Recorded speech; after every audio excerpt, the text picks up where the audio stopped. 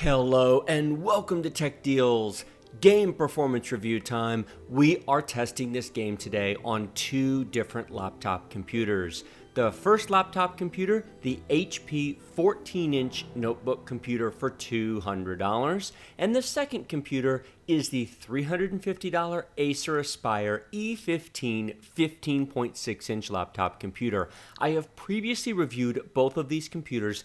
Links to those reviews and the full playlist of videos on each computer will be linked in the video description below. So if you'd like to know more about these machines, other games I've tested, unboxings, first boot, Windows performance, go check those links out. We are playing today at 1080p full HD resolution, fast detail settings, anti-aliasing and VSync are both turned off. Fraps was used for the game performance numbers you will see at the end of this video. It was not used to record the video you're watching. Instead, the video was recorded using an Elgato HD60 Pro hardware capture card installed in a different computer. There is no effect on the frame rate because I captured the video since it was done completely externally. The numbers in green at the top left corner of the screen are from MSI Afterburner, a free program you can download from MSI.com and use to see real-time information on how your computer is performing, graphics, memory, CPU, etc. What I've done here is created a custom world using a static seed. I simply type in tech deals to make each world in Minecraft the same. So the world in this test and on the second computer will be exactly the same. Take a look at the numbers in the upper left-hand corner of the screen. The first line is the AMD GPU, the graphics processing unit, and you will see for the most part it is bouncing between 100% and 0% used.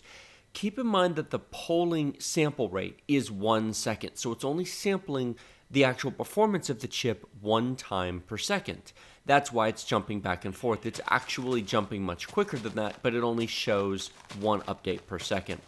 The GPU memory, line 2, shows that we're using 360 megabytes of our 512 megabytes of memory that is allocated to the graphics chip. This is not a dedicated graphics chip. It is the graphics chip integrated into the CPU itself, and so it's sharing main system RAM. We have 3.5 gigabytes available for Windows because 0.5 gigabyte is being used for the video card. The AMD CPU line 3, that is the key one to take a look at. We are currently at about 50% usage. Minecraft at the moment is only using 2 cores. We have a true 4-core processor, and so we're only using 2 of them, and that is why our graphics chip keeps bouncing back and forth. We are not GPU or graphics limited. We are CPU limited. The performance of this game on this computer is limited by the performance of the CPU. If you come down to the bottom line, you'll see our real-time frame rate. Now, right now, it's very nice. You can see we're at 70, 80 frames per second. That's because we're staring at the ground and the computer does not have to render or deal with a lot of frames. Watch this. I'm going to come forward, come up in the sky, and now we're down to 30 frames per second. That's because it's having to draw the world. This is why I'm showing you both. I'm showing you close-up shots where we are near the ground, looking at the ground, and then I'm coming up here in the sky to show you distance rendering. Now, do you play the game flying around in the sky like this? Well, not really. I mean, you can, and it can be fun, especially to look at the beautiful scenery. But when you're actually building things and you're on the ground, you don't necessarily look at the world this way. However, it does in fact work, it's just not 60 frames per second. So if you want to know, can you play Minecraft? Can you play at playable frame rates where the game's responsive? The answer is yes. This $200 HP notebook computer will definitely do it. I'll bring the camera closer in again and you'll watch the frame rate go back up as we're now looking at the rocks and we're chopping away at the water here and playing around with the game. It rises and falls. One point worth making is the game responsive? In other words, is there any input lag between pressing keys and having action happen on the screen? No. It does in fact play smoothly, even if it doesn't display very smoothly. Now, would this be my first choice of computer to play Minecraft? No. We're going to see in a minute the Acer Aspire. What do you get when you jump from a $200 laptop to a $350 laptop? Does it play better? Does it play faster? Well, yes, of course, I would certainly hope so. The Acer Aspire has more than double the CPU performance that the $200 HP laptop has, and you're going to see that difference here in just a minute. So we've come back up to the sky to show you the drop-off. You saw there that the frame rate jumped up quite high, and now it comes back down to 30. It's just a wide variety of frame rates depending upon what you're looking at and what you're doing in the game. And yes, I am fully aware that there are other things to do in this game besides this. This is a sample of different types of things. Here we are on the Acer Aspire laptop computer. Now we're going to set it up with the exact same settings, the exact same seed world, and here's the world. What you will notice on this computer is that while it takes a few seconds for it to generate the world around it and get caught up, once it does, it's much smoother. I would certainly hope so, being a computer that costs not quite double the price of the previous one.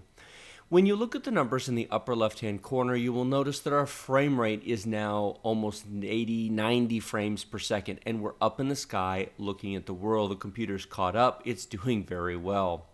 Our graphics chip is not 100% being used. Our HD 620 integrated graphics chip from Intel is not fully utilized. It's fairly well, but not 100%.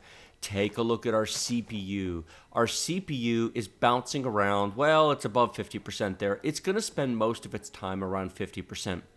2 cores, again, is 50% here. Now, this is a 2-core processor, but it's 4 threads. It's hyper-threaded. So 50% usage on this CPU, the i3-7100U, is still 2 cores being used.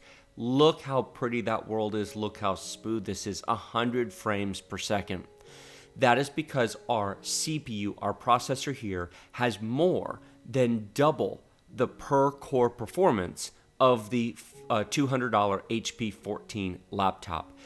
The HP 14 is a nice laptop. If you want to check your email, watch HD videos, check Facebook, type Microsoft Office documents, it's a lovely laptop. It's not really a gaming machine, and the lack of single-core performance is where that falls apart in most games. It just doesn't have it.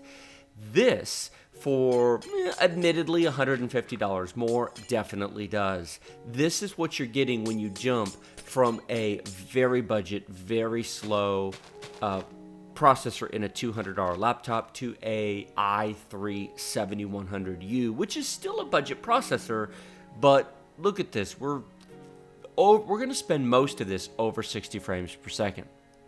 Now, we're zooming in here. You can see the frame rate is nearly 120, and it won't go much higher than that, again, because of the CPU. If you want to get 200, 300 frames per second, you need more processing power, but considering that the screens on all these laptops and most computers only display 60 frames per second, basically this is perfection. Now, I do have the graphics set to fast, not fancy, which has a minor impact here. However, our graphics chip is not 100% utilized. The reality is you could set the graphics to fancy here instead of fast, and the clouds to fancy instead of fast, and you'd get almost the same frame rates. I simply set them the same to show you the exact same settings between the 2 runs and the 2 laptop computers. That's enough of this. You get the point. Let's go take a look at the results. And here we are at the results. 47 frames per second average on the HP 14 versus 106 on the Acer Aspire E15. Now, I played much more than you actually saw there. I trimmed this way down. I actually spent about 15 minutes on each computer so that there would be enough sample time in order to smooth out the averages between the minimum and the maximum. More important than even the average or maximum numbers are the minimum numbers. The minimum was double the performance on the Acer Aspire. If you want to play Minecraft, if you want to play games, I strongly encourage you to spend the extra money to buy the Acer Aspire E15. It is an amazing machine. Like this video if you like it, share it with your friends if you loved it. Remember to subscribe to my channel with the big huge red button directly below this video. Questions and comments in the comment section, and as always, check out the video description below. Links to both computers on Amazon will be down there. That's where I bought them, and you should too if you want either of these machines. Go check out their current price. They're great deals for what they are. And links to my full playlist of videos on these 2 computers will be down there. Unboxing, overview, Windows performance, setup, other game videos, it's all down there. Thank you so much for watching. I will see you next time.